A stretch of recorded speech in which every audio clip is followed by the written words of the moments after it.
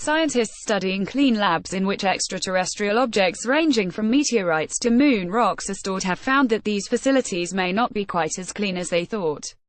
This raises concerns for when Japan's HYABASU-2 and NASA's OSIRIS-REx missions bring back samples from 2 asteroids in 2020 and 2023. As scientists search for life on Mars and other worlds, one of the biggest concerns has been ensuring that we don't contaminate them with bacteria hitchhiking from Earth on spacecraft and landers.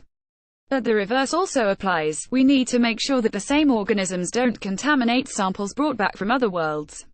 Not that there's a risk of them being mistaken for ET, but these organisms can alter the chemistry of samples, making it difficult to determine whether chemicals found in them actually originated in space, says Aaron Regberg, a geomicrobiologist at NASA's Johnson Space Flight Center in Houston, Texas, US. For example, he says, there are whole suites of amino acids that have been identified in carbon-rich meteorite samples, which are relatively rare on Earth.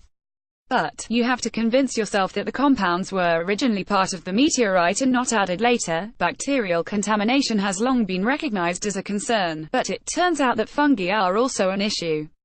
In a paper presented at the Lunar and Planetary Science Conference in The Woodlands, Texas, Regberg said he was surprised by the variety and number of fungi found growing in NASA's Meteorite Lab, a facility that isn't a top-end clean room but which is designed to minimize contamination from materials such as trace metal contaminants or other environmental pollutants. Such labs are kept very clean, he says. Fungi are an important overlooked source of contamination, he says, because they are capable of producing exotic amino acids.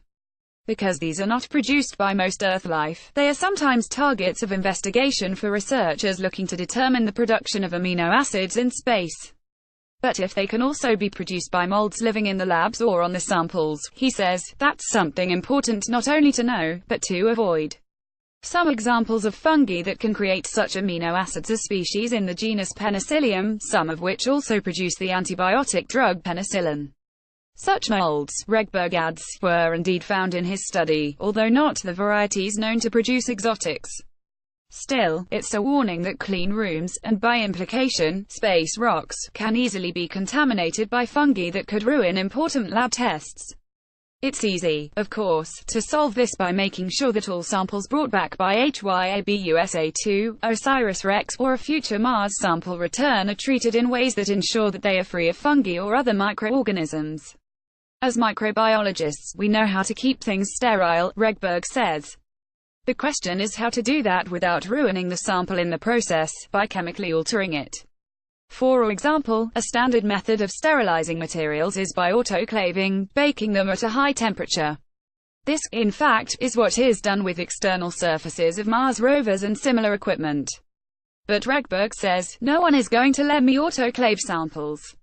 Nor do I want to. We have to have a conversation about what steps we can take without causing a new problem. Regberg's fungi, however, don't appear to pose an additional risk for accidentally carrying Earth life to Mars or other exploration sites. That's because Mars-bound hardware is better able to withstand autoclaving than space rocks, and the processes designed to kill off any bacteria on them are also pretty effective at killing fungal spores. They're not as resistant to heat as bacterial spores, Regberg says. But if you send people, that's a different story. Even that, however, might not be as big a concern as once believed, says another study, led by Andrew Schwerger of the University of Florida. Schwerger could not be reached for comment and did not appear in Houston to present his study, but according to the conference abstract, his team stewed microbiological samples from a simulated Mars base on Devon Island in the Canadian archipelago, used each summer since 2000 as an analog for human habitats in the cold desert of Mars. Schwerger's study focused on human commensal bacteria and fungi, ones that normally live in our gut, mouth, or skin, looking to see how far they spread from living spaces, latrines, and mess hall tents. The results are preliminary, but found that these microorganisms are not easily dispersed under Devon Island conditions, which are actually somewhat less extreme for Earth life than those on Mars. If confirmed, these results may indicate that human habitats on Mars will not overly contaminate the local terrains surrounding the landing sites, he wrote.